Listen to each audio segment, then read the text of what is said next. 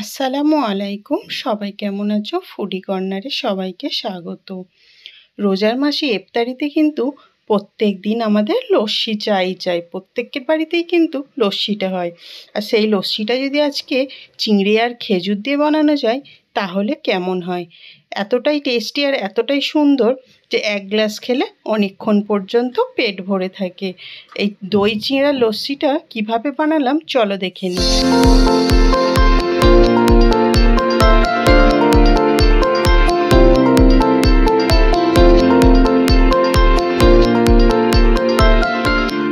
চিঁড়ার লস্যিটা বানানোর জন্য অবশ্যই চিঁড়া লাগবে।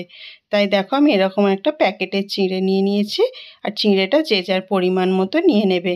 আমি 4 গ্লাসের জন্য আজকে বানাবো, তাই আমি চিঁড়ের পরিমাণটা একটা ছোট বাটির 1 বাটি নিয়েছি। পরিমাণটা যে যার বাড়িয়ে কমিয়ে নিতে পারো। চিঁড়েটা কিন্তু খুব ভালোভাবে 2 থেকে 3 বার কলের পানি দিয়ে ধুয়ে নিতে হবে।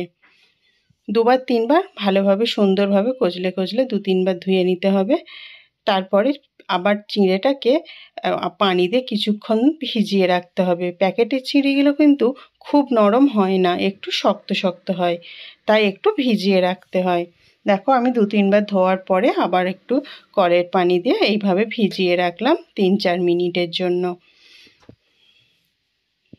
এটাকে এক সাইডে সরিয়ে রাখবো। আর এটা বানাতে আমার লাগবে 4টে খেজুর। চিনি দিয়ে লস্যি তো আমরা সবাই খাই, প্রত্যেক দিন খাই, কিন্তু এই খেজুর দিয়ে লস্যি বানিয়ে একদিন খেয়ে দেখো, রোজ কিন্তু বানাতে ইচ্ছা করবে এই চিঁড়া খেজুরের লস্যিটা।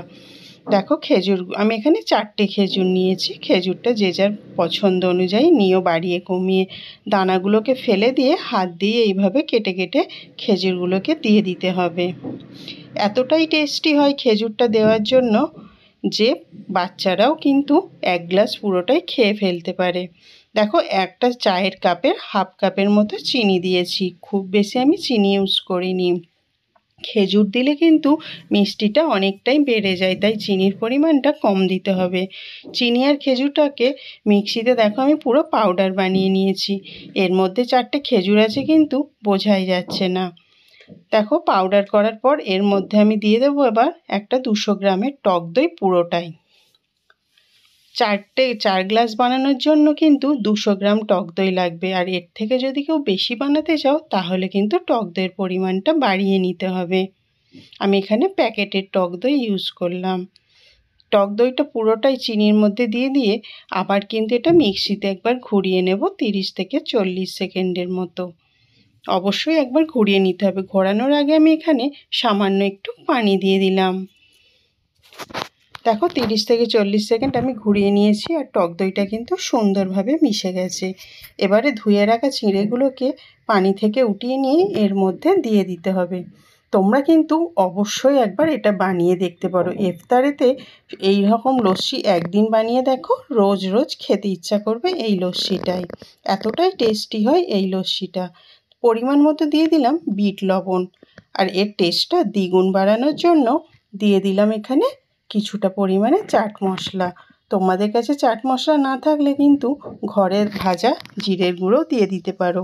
ব্যাস এই কয়েকটি উপকরণেই কিন্তু পুরো লস্যিটা আমার রেডি হয়ে গেছে। আর এই লস্যিটা আমি গ্লাসে ঢাললাম না, যেহেতু এখন ইফতারিতে অনেক বাকি সময়, তাই এটাকে আমি ঠান্ডা হতে দেব ফ্রিজে 1 ঘন্টার মতো।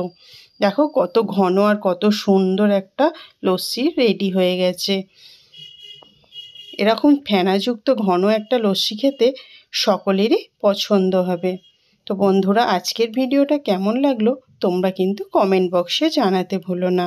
আর এই রকম নতুন রেসিপি পেতে তোমরা কিন্তু অবশ্যই চ্যানেলটিকে সাবস্ক্রাইব করে আমার বন্ধু হয়ে যেও।